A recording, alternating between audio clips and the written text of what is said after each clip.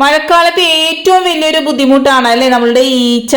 പലതരം ഈച്ചകളുണ്ട്. ചെറിയ പൊടി ഈച്ചകളുണ്ട്, വലിയ ഈച്ചകളുണ്ട്, എന്താ പറയാ ഈ ഇത് വലിയ കടുന്തല് പോലത്തെ ഈച്ച വരെ ഉണ്ട് അല്ലെ.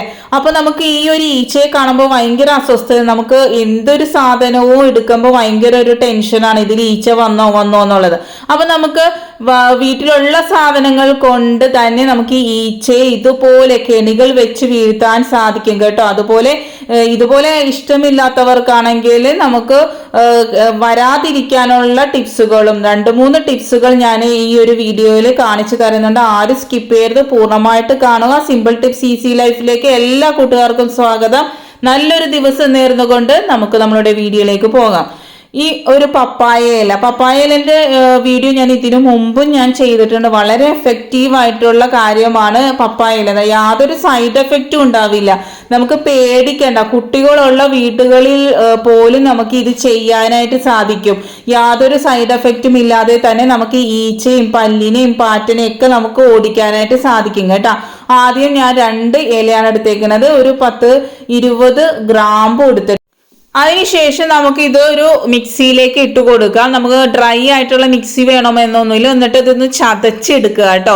എന്താന്ന് വെച്ചാൽ ഈ ഇലയും ഗ്രാമ്പും കൂടെ ഒരുമിച്ചിട്ട് കഴിഞ്ഞാൽ അത് ചതഞ്ഞ് കിട്ടാനായിട്ട് വളരെ ബുദ്ധിമുട്ടായിരിക്കും. ഗ്രാമ്പു അതുപോലെ തന്നെ കിടക്കും. അതുകൊണ്ടാണ് ഫസ്റ്റ് ഒന്ന് ഗ്രാമ്പു ചതച്ചെടുക്കുന്നത്. ഈ ഗ്രാമ്പു ചതച്ചെടുക്കുമ്പോൾ അതിൻ്റെ ആ ഒരു എഫക്റ്റ് കൂടുതൽ കിട്ടും കേട്ടോ. എന്നിട്ട് നമ്മൾ ഈ 2 ഇലയും ആദ്യം പ്രാണികളുണ്ടോ എന്നൊക്കെ നോക്കി അത് ക്ലീൻ ചെയ്തതിന് ശേഷം മാത്രം ഇതുപോലെ അരിഞ്ഞിട്ട് കൊടുക്കാം. എന്നിട്ട് ഒന്ന് നല്ലതുപോലെ അരച്ചെടുക്കുക കേട്ടോ. നല്ലതുപോലെ കിട്ടണം. അതിലേക്ക് ഒരു 1/4 ഗ്ലാസ് വെള്ളം ഒഴിച്ചു കൊടുക്കുന്നുണ്ട്. എന്നിട്ട് അടിച്ചെടുക്കുക കേട്ടോ. ഇതുപോലെ നല്ല പേസ്റ്റ് രൂപത്തിലാക്കിയിട്ടുണ്ട്. എന്നിട്ട് നമുക്ക് ഇതൊന്ന് അരിച്ചെടുക്കണം. ഈ ഒരു ലിക്വിഡ് നമുക്ക് സൂക്ഷിച്ച് എടുത്തു വെക്കാനൊന്നും സാധിക്കില്ല. ഏതെങ്കിലും ഉപയോഗിക്കാത്ത ഒരു അരിപ്പ എടുത്താൽ മതി. എന്നിട്ട് ഇതുപോലെ അരിച്ചെടുക്കണം കേട്ടോ. നമുക്കിത് കുറേ ദിവസത്തേക്കൊന്നും സൂക്ഷിച്ചെടുത്ത് വെക്കാൻ പറ്റില്ല. 2 ദിവസം നമുക്ക് എടുത്ത് യൂസ് ചെയ്യാൻ സാധിക്കും. വളരെ എഫക്റ്റീവാണ്. അടുത്തതായിട്ട് 2 മൂടി വിനാഗിരി ഒഴിച്ചു കൊടുക്കുന്നുണ്ട് കേട്ടോ. ഇത് കൂടി ചേരുമ്പം ഈ ഒരു ലിക്വിഡ് വളരെ പവർഫുൾ ആവും കേട്ടോ. അത്ര സ്ട്രോങ് ആയിട്ട് നമുക്ക് കിട്ടുന്നതാണ് കേട്ടോ. വളരെ നല്ല രീതിയിൽ തന്നെ എഫക്റ്റ് ചെയ്യുന്ന ഒരു ലിക്വിഡായിട്ട് മാറും. പപ്പായ ഇല്ല എന്ന് വിചാരിച്ച് വിഷമിക്കേണ്ട. ഞാൻ ഇതിന് ശേഷം പപ്പായയില ഇല്ലാതെ തന്നെ നല്ല കിഡിലൻ ടിപ്പുകൾ കാണിച്ചു തരുന്നുണ്ട്. ഇല ഉള്ളവർ ഇതുപോലെ വളരെ അധികം കൂടുതൽ ശല്യമുള്ളപ്പോൾ ഇതുപോലെ ഒന്ന് ചെയ്തു നോക്കാം കേട്ടോ. ഇതൊരു ബോട്ടിലേക്ക് നമുക്ക് ഒഴിച്ചു കൊടുക്കാം. എന്നിട്ട് നമ്മളുടെ കൗണ്ടർ ടോപ്പിലാണെങ്കിലും എന്താ പറയാ ഡൈനിങ് ടേബിളിലും ഒക്കെ നമുക്ക് യൂസ് ചെയ്യാൻ സാധിക്കും. നമ്മൾ എപ്പോൾ എടുത്താലും ഇത് നല്ലതുപോലെ ഒന്ന് മിക്സ് ചെയ്തതിന് ശേഷം നമ്മൾ ചെയ്യാം കേട്ടോ. ഈ ഒരു കളർ ഇതിൽ പിടിക്കുമെന്നൊന്നും പേടിക്കേണ്ട. ഇതിപ്പോ വെള്ള ഗ്രാനൈറ്റ് ആണ്, എന്നിട്ട് പോലും അതിൽ പിടിച്ചിട്ടില്ല. നമ്മൾ കുറേ നേരം അതിലിട്ടൊന്നും വെക്കരുത്. അതുപോലെ രാത്രി കിടക്കുമ്പോൾ ഈ ഓവുകളിൽ ഇതുപോലെ ഒഴിച്ചു കൊടുത്തു കഴിഞ്ഞാല് അവിടുന്ന് വരുന്ന ബാഡ് സ്മെല്ല് മാറി കിട്ടുവാനും, അതുപോലെ ഈ പല്ലി പാറ്റ ഈച്ചയൊക്കെ കൂടുതലായിട്ട് വരുന്നത് ഇതുപോലുള്ള ഓവുകളിൽ നിന്നാണ് നമ്മൾ വീടുകളിൽ പ്രവേശിക്കുന്നത്.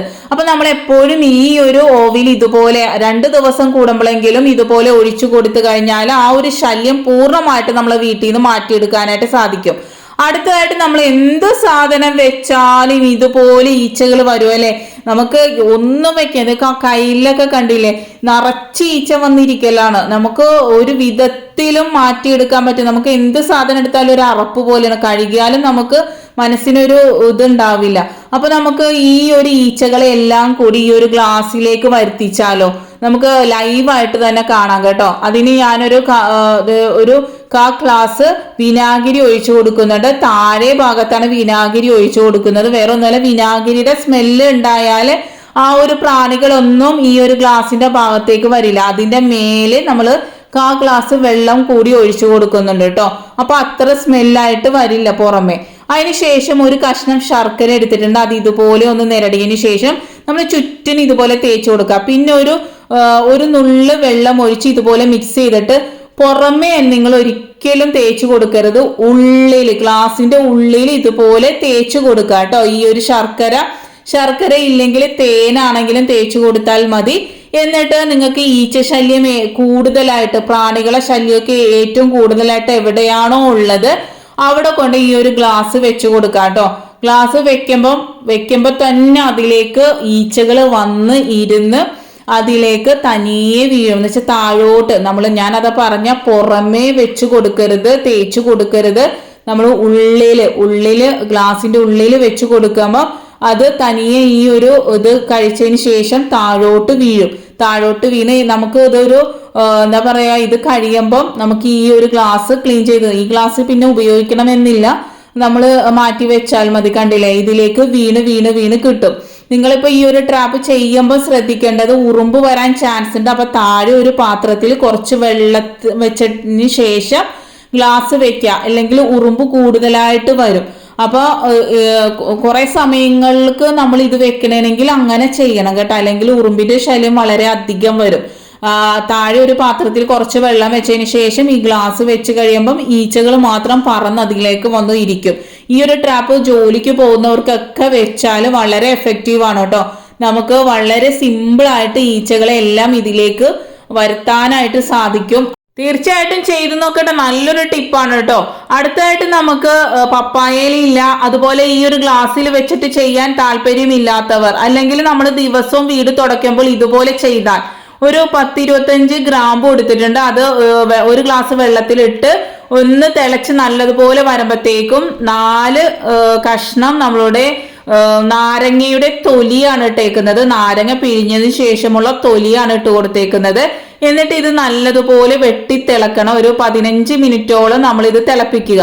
നല്ലതുപോലെ തിളപ്പിച്ചതിന് ശേഷം ഇത് നമ്മൾ ഒരു 2-3 മണിക്കൂർ, അല്ലെങ്കിൽ രാത്രി കിടക്കുമ്പോൾ നമ്മൾ ഇത് തിളപ്പിച്ചിട്ടതിന് ശേഷം അതിന്റെ ആ ഒരു എഫക്റ്റ് കൂടുവാൻ വേണ്ടിയാണ് കേട്ടോ. നമ്മൾ അത്രയും നേരം ആ നാരങ്ങയും അതുപോലെ തന്നെ ഗ്രാമ്പും ഒക്കെ ആ വെള്ളത്തിൽ തന്നെ കിടക്കുമ്പോൾ അതിന്റെ ഒരു എസെൻസ് നല്ലതുപോലെ ഇറങ്ങാനായിട്ട് സാധിക്കും. രാത്രി കിടക്കുമ്പോൾ നിങ്ങൾ ഇത് ചെയ്തിട്ട് കിടക്കുക.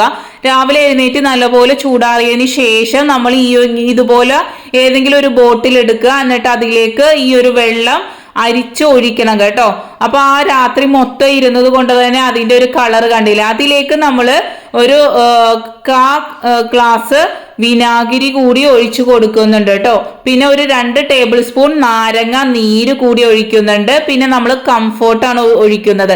ഈ കംഫോർട്ട് ഒഴിക്കുന്നതിന്റെ കാരണം എന്താന്ന് വെച്ചാല് നമ്മൾ ആ ഒരു കംഫേർട്ട് എന്ന് പറഞ്ഞു കഴിഞ്ഞാൽ നമ്മൾ എവിടെയാണോ തുടക്കുന്നത് ആ പ്രതലത്തിൽ നിന്ന് ഈ ഒരു സ്മെല്ല് പെട്ടെന്ന് പോവില്ല. ഈ ഒരു ഗ്രാമ്പൂവിന്റെയും നാരങ്ങന്റെയും എല്ലാം സ്മെല്ല് അവിടെ പിടിച്ചിരിക്കും. അപ്പൊ ഈ ഒരു പ്രാണികളെ ശല്യം പൂർണ്ണമായിട്ട് നമ്മളെ വീട്ടിൽ നിന്ന് ഒഴിവാക്കാനായിട്ട് സാധിക്കും. ഇതെങ്ങനെയാണ് ഉപയോഗിക്കേണ്ടതെന്ന് കൂടി ഞാൻ പറഞ്ഞു തരുന്നുണ്ട്. ആരും സ്കിപ്പ് ചെയ്യരുത്, പൂർണ്ണമായിട്ട് കാണണം കേട്ടോ.